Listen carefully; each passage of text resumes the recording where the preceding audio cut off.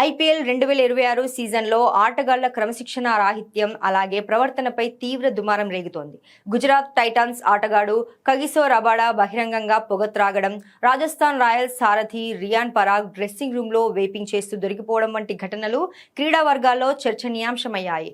అలాగే హర్షదీప్ సింగ్ బ్లాగ్లో యుజ్వేంద్ర చాహల్ వేపింగ్ చేస్తున్నట్లు కనిపించిన దృశ్యాలు సోషల్ మీడియాలో వైరల్ అయ్యాయి.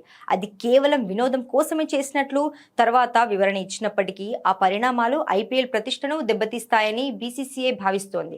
పంజాబ్ కింగ్స్ బౌలర్ హర్షదీప్ ను టోర్నీ ముగిసే వరకు వ్లాగింగ్ ఆపాలని ఆదేశించినట్లు తెలుస్తోంది. ప్లేయర్ల వ్యక్తిగత అలవాట్లు అలాగే మైదానం వెలుపల వారి వ్యవహార శైలి లీగ్ నిబంధనలకు విరుద్ధంగా ఉండటంతో బోర్డు ఇప్పుడు దిద్దుబాటు చర్యలకు శ్రీకారం చుట్టింది. ఈ వరుస ఉల్లంఘనల నేపథ్యంలో బీసీసీఐ అన్ని ఫ్రాంచైజీలకు కఠినమైన మార్గదర్శకాలను జారీ చేస్తూ తక్షణమే కొత్త ప్రోటోకాల్లను అమల్లోకి తెచ్చింది. ముఖ్యంగా ఢిల్లీ క్యాపిటల్స్ వంటి జట్లు తమ ఆటగాళ్లు, సహాయక సిబ్బంది అలాగే వారి కుటుంబ సభ్యుల సోషల్ మీడియా వినియోగంపై కఠిన ఆంక్షలు విధించాయి.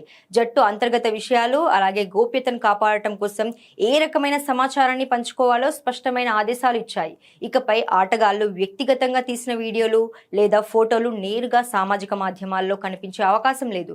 కేవలం ఫ్రాంచైజీలు అధికారికంగా షూట్ చేసిన కంటెంట్ను మాత్రమే ప్రజల్లోకి తీసుకురావాలని నిర్ణయించాయి.